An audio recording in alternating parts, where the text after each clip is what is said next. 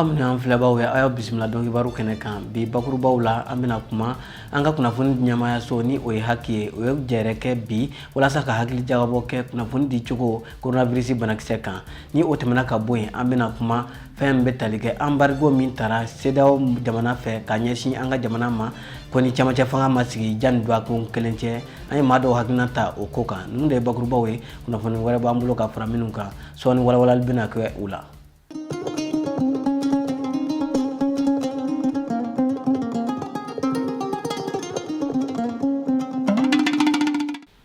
ayo bismillah ko kura bi alamsa septembre galot le tan wolom bla donc Kibaru kene kan ambura ka foye bakurba wala tuga mina anga kuna fundi koloshili nyama ya soni o hakiye we jereke bi u jabalala wala sa ka hakli jagabo ke kuna fundi chugo kuna fundi lawfe coronavirus banakse kan ani muso joyoro ye miye akola anga kuna fundi na kanisi sogo ani tijan sidibe kumbe we ansama mina anko laje étude kalam femindo baramindo adira jamana sabadima Ninko jamana nani Sénégal, Côte d'Ivoire, Mali et Niger. Mali et Niger oluta kera télévision au Sénégal ni Côte d'Ivoire oluta kera presse écrite. Donc à belaje ka fesse o ka laje ni surtout ka muso ka position laje akonana. Yala muso sendo leme Covid kelen nawa. Yala kuma min be fo Covid ko in konana est-ce que a jugman fambate ta muso fambe awere ba doni banageleman sugu nana do ba laje ka facilité sur la ka fo karsa ni karsa la kaw diba jensen yorola o nasro o nyokono tika diala wala ma nasro kuna fondi reta famfe absika to anga do nasro journaliste simbe kuna fondi la absika di to fana anga donga fo est-ce que kuma beke akanga ta muso famfe la donc on a nyokono o de étudier au be wele kun non nana laje comme ni an chien folo e o aka donga fo ambesi barami mbesi ka ke bibi na malila ka fin sababu yala santé monitoring ni bo yorola ni machine ndo ou be journaliste fin be autorisation na no arsiler ndo amasika beta folo sa ga anye minta télévision mugani nani ani radio bisaba ani woro amugulu de contrôler 24 heures sur 24 na fin diffusé à bébé enregistré en fait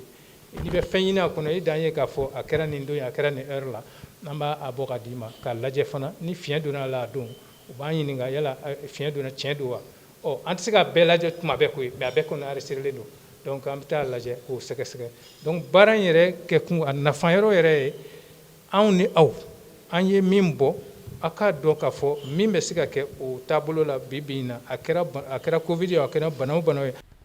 ni otemana ka boy chama cha fanga sigili ko hukumu konana sedao ko ni ajira ka fo ko ni chama cha fanga ko ni masigi anga jamana fe jan dwa kun kelenche ni ka nyama ke civil ku bina do fara ka nyangili break kan kanyeshi anga jamana de hakina yi muni muye okoka anga kuna funi na hawa adama kulubali asetu samake ani fatmata dumbia ole mununu saluka fa ba konana o yemi suraye anga nyama da ofe kabini Mali jamana kuntigi koro Ibrahim Boubacar Keita ka fanga dafila keleke fini tabaw fe utukalo temeni klita ani duru CEDEAO jekulu tunye nyangili chaman taka anga jamana segere ola kumaba kera embargo ye no ye ka soro don siraw bedda tugu fona kera maguma fenkelenw ye tarata temeli septembre kalo klita ani duru CEDEAO ni CNSP mauka nyogonye ba ko fe Ghana jamana konna la CEDEAO maw ya jira ka fo ko ni jamana nyemoko kuraw masigi minnu te keleke cɛw ye sani dɔgɔkun kelen cɛ k'u bina embargo dafalen bi Mali jamana kan o kunnafoni de ɲɛma jamana kɔnɔdenw fɛ ta ɲinina an fɛ kɔlɔlɔw kan Mali bina se ka ɲɛsin minnu ma minnu filɛ nin ye ka fanga minɛ ne si ka kɔrɔ n'u bɛɛ ta ye jamana ye kelen pe de bɛɛ ku jamana anw ye démarche daminɛ degun bɛ jamana kan u ka se ka wuri ka bɔ mais sɔrɔsiw ye fanga minɛ mais jamana ko de do anw ɲɛ b'a la u bɛ sira min kan u ma tile ne yɛrɛ bolo n'o tilenna jamana ko de do mɔgɔ ko tɛ minnu ye jamana ci ka kɔrɔ n'aw taara olu ka côté la lafiya tɛna jamana kɔnɔ emisɛnni minnu ye kɛrɛ kɛ depuis a daminɛ fo ka n'a laban n'olu kun ye ko kun minɛ k'a fɔ emisɛnni aw de ye kɛrɛ kɛ mɔgɔ sara aw de la fanga filɛ nin a b'aw bolo mais anw ye président an y'a place ta mais a ye gouvernement suganti k'a ka premier ministre sigi wallahi n'o kɛra an bɛ yɔrɔ min na an tun tɛ se yen hali min kɛra ka tɛmɛ e kɔrɔlɔ san ma parce que hali o don tungarakɛw ka ɲɛmɔgɔ kumana a ko a ye miliyari 60 ani dɔɔnin perdre an kun bon hali Abidjan pɔriw la an ka remorque caman ni gulo kelen jɔlen don o bɛɛ ye kɔrɔlɔ dɔ de ne kɔni bɛ min ɲini sɔrɔsiw fɛ denmisɛnninw de don hali sa mɔgɔ ɲɛnama bɛ jamana in kɔnɔ o ka o hakilina ɲini ka baara kɛ tiɲɛ kan pour lafiya ka na dɛ CEDEAO ta an ka jamana ye dɛ an bɛ jɛ ka baara de kɛ ɲɔgɔn fɛ jɛ ka baara de b'an ɲɔgɔn cɛ n'o tɛ ni u kun y'o jɔ o jɔyɔrɔ la depuis a daminɛ CEDEAO filɛ ka sanction kura min ta u kun tɛ se k'a kɛ n t'a dɔn a kɛra an bɛɛ barolen ɲɛna CEDEAO fɛn bɛɛ kɛ M5 la o dɛsɛra ko M5 ka laɲini sabatila cɛ n'i kɛra cɛ i ka kɛ kan kelen tigi ye i ka baara kɛ tiɲɛ kan bɛɛ k'u faso de mais n'i ma yɛrɛ kun nafa ɲini dabila hɛrɛ tɛ sɔrɔ ne ɲɛ tɛ n'embargo kunna o degun de kɛra minnu kɔngɔ bɛ mɔgɔ minnu na minɔgɔ bɛ mɔgɔ minnu na mɔgɔ minnu sara olu de wulila k'u ka hakɛ ɲini mun sigilen don an kunna a yɛrɛ y'a yira k'a fɔ a démissionné na a ye assemblée déçue a ye cour ci ka bɔ yen a yɛrɛ démissionné na donc u bɛ temps de di anw maliyɛnw ma an yɛrɛ ka fara ɲɔgɔn kan k'an hakilinaw kɛ kelen ye ni sɔrɔsi de b'an arranger o ka an ka jamana mara ça y a pas de problème ni civil de fana b'an arranger o k'an ka jamana mara ça y a pas de problème mais k'a fɔ ko f'olu de ka embargo bi anw kan bon je ne sais pas si c'est des mercenaires politiques ou bien CEDEAO sigikun ye fɛn mun ye ou bien ni accord min bɛ CEDEAO kɔnɔ u k'a yira maliyɛn bɛɛ k'a ye parce que nin ye ko namaralenw de ye anw tɛ se ka nin faamu cogo si la jamana mun n'i y'a jamana ta k'a lajɛ a maa kalannen n'i ye maa 100 o maa 100 ta maa 10 de kalannen don a bɛ taa sigi tubabukan bafɔw la telew la accord minnu bɛ bɛn an tɛ taa fan dɔ a la an tɛ na fan dɔ a la donc CEDEAO kɔni bɛ ka nin kɛ dɔrɔn ils ont des moyens se b'u ye dɔrɔn c'est tout mais olu yɛrɛ bɛna fagali mun da parce que kɔngɔ ni minɔgɔ fagali ka jugu hali marifa ye u yɛrɛ bɛna fagali mun da anw kan o ka jugu hali IBK fanga ye ne kɔni hakilina la i y'a faamu wa kalan tɛ yen santé tɛ yen balo tɛ yen foyi de tɛ Mali kɔnɔ i bɛ se k'a fɔ k'i b'i sɔnni sigi mun kan k'a fɔ k'o ka ɲi CEDEAO wulila ka précaution jumɛn ta o la o ko bɛ se ka ban cogo di misiman bɛ yan barikani bɛ yan halisa u bɛ ka na ni dɔwɛrɛ ko takuba jamana nin kelen a dɛsɛlen don k'o maîtriser donc u bɛ ka bi population kɔni kan fu n'u y'a kɛ u y'a kɛ kɔni n'o tɛ sɔrɔsi ko tɛ comment dirais-je civil ko tɛ an bɛ mɔgɔ ladiri ɲini de la anw population an bɛ mɔgɔ ladiri ɲini de la mɔgɔ min bɛ se ka sigi an denw ka kalan an ka furakɛ ka ɲɛ an ka balo sɔrɔ an ka se ka tagama diɲɛ fantan naani na a ka d'an ye cogo min na an ka tagama ladiriya ni hɔrɔnya kɔnɔ ka taa an balow ɲini ka na ni hakilina sɔrɔlen ninnu fɛ an b'a faamu k'a fɔ ko maliden bɛɛ jɛna n'a ye k'a fɔ ko bɛn de kan ka sabati fɔlɔ fasodenw ni ɲɔgɔn cɛ yaasa Mali kura jɔli kana kɛ ni mɔgɔ wɛrɛw ka laɲiniw ye an bɛ don min na ko bi siradila kɔni bɛ sen na Bamakɔ fan caman fɛ an ye munumunu salo kɛ faaba kɔnɔna na maa damadɔ kɔni sɔnna k'u hakilina di sira dilanbaliya ye degun lase u ma ani a dilali bɛna nafa minnu lase u ma u ye seereya caman di an ka kunnafoni ɲinina Kani Sisogo ani Tijani Sidibe ma an ka jɛ ka sɔrɔlenw lajɛ an ka faaba sira caman tiɲɛnen don u dilali baaraw bɛ ka kɛ fan caman fɛ maa damadɔ y'u ka nisɔndiya jira k'a ɲɛsin dilali wale in ma ani u ye laɲiniw kɛ k'a ɲɛsin jamana ɲɛmaaw ma gidɔrɔn ko in na tiɲɛni yɛrɛ la an ka sira bɛ ka dilan a diyara anw ye yɛrɛ de a diyara an ye a bonyana an ma nka ne bɛ fɛn kelen de fɔ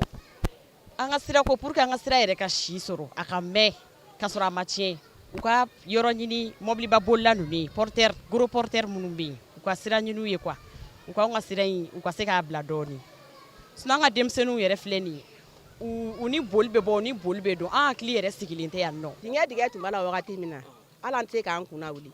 an n'an ye fini don hali an tɛ se k'an ka fini ɲuman don k'an sigi da la n'an ye fini ɲuman don a bɛɛ bɛ kɛ poussière ye an ɲɛ dingɛ bɛɛ bɛ kɛ poussière ye hali n'an b'a fɛ k'an da sisan nɔ f'an k'an ɲɛ ko k'an da de o y'a sɔrɔ an ɲɛ kɔnɔna bɛɛ falen don an dun bɛ k'an da yɛlɛmɛ de ɲini da la a gidɔrɔn dilanni n'aw k'a ma diya an ye an ye nkalon tigɛ a diyara an ye a bɔnra an ma a diyara an yɛrɛ yɛrɛ parce que sira foyi tɛ jamana in kɔnɔ bɛɛ ɲɛ b'a la tɛmɛ sira tɛ yen fan si fɛ fan bɛɛ girinnen don bon tiɲɛ yɛrɛ kɔni na an ko énervé don gidɔrɔn dilanko in na mais depuis gidɔrɔn in bɛ ka commencer ka dilan vraiment bɛɛ nisɔndiyara gɛlɛya belebeleba k'a dali mototigiw bɛ na ni vitesse bɛ na i t'a sɔrɔ dingɛ bɛ sira la u bɛ na dɔrɔn u t'a ye b'u fila kɔnɔ a bɛ accident provoquer an minnu yɛrɛ bɛ sigi gidɔrɔnda la a dɔw bɛ taa s'anw yɛrɛ ma a kɔlɔlɔ caman bɛ taa s'anw yɛrɛ ma donc sisan kɔni anw lafiyara sirako yɛrɛ de la sisan sira tɛ yɔrɔ min na yarabi an bɛ Ala deli Ala ka gidɔrɔn sen yɔrɔ bɛɛ la.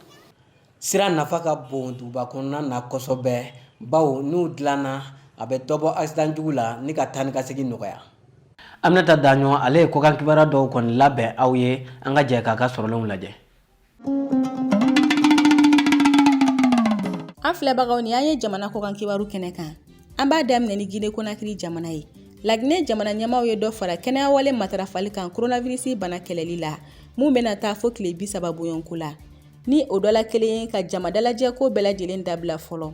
O hakilina in taara heure damadɔ dɔrɔn fanga sinamatɔ maaw ye u ka taamaba dɔ bolo da min bɛna kɛ u fɛ septembre kalo tile 29 nata. A yirala k'a fɔ ko ni kɛnɛyawale in kɔni taara kalafili taama yɛrɛ kɔfɔ ɲɛkɔrɔla la mun bɛna kɛ u fɛ Laginɛ jamana kɔnɔna na ni dɔgɔkun laban in na. Fanga sinamatɔ maaw kɔni y'a yira ko olu kɔni ma jɛn ni kɛnɛyawale in tali ye ni wagati in na sabula ko gouvernement kɔni bɛ fɛ ka olu ka baaraw lanɔgɔ u bolo. An b'a sɛnsɛn ka se Congo RDC. Congo jamana kan Kivu tilebi yan fan fɛ maa minnu kɛlen don ka kɛlɛkɛminɛnw ta k'a sɔrɔ u tɛ finitigiw ye sariya kɔnɔ. O jɛkulu 70 bɔɲɔnko farala ɲɔgɔn kan ka tɛgɛnɔ bila sɛbɛn na min b'a yira k'a fɔ ko olu kɔni tɛ bin ka nin wale kɛ bilen walama ka muguw ci ɲɔgɔn na.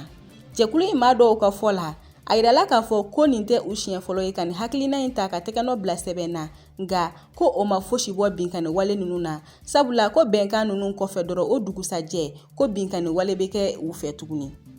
An b'a kuncɛ ni Gambi jamana ye. Gambi jamana ɲɛmaakɔrɔ furumuso Zinab Suma Jame ale ɲankira k'a ka sɔrɔw datugu Ameriki jamana fɛ sabula ko siga kelen don a la yuruguyurugu ko dɔw la k'a cɛ dɛmɛ wagati mun na a bɛ fanga la. Ameriki jamana ye jalaki bin a kan ko a ye yuruguyurugu kɛ k'a ka nafolo jɛya ni olu ka cakɛda dɔ ye min ɲɛsilen don denmisɛnninw dɛmɛli ma. A yirala k'a fɔ ko san 2017 décembre kalo la ko l'Ameriki jamana ɲɛmaaw ye Yaya Jammeh ka nafolo datugu u fɛ yen i n'a fɔ a yɛrɛ ka jamana kan wa ko siga kelen don a la Gambi jamana kan ko a ye jamana ka nafolo dollar wari miliyɔn 50 bɔɲɔnko yuruguyurugu. Ni ne bɛ dansigi bi don kibaru la min kɔni labɛnna fasiri jama bɛɛ lajɛlen ka cɛsiri kɔnɔna na an bɛ dugawu kɛ an ka jamana ye Ala ka jamana basigi ka bɛn ni kelenya sabati an ka jamana kɔnɔna na Ala ka so yɛrɛ caya.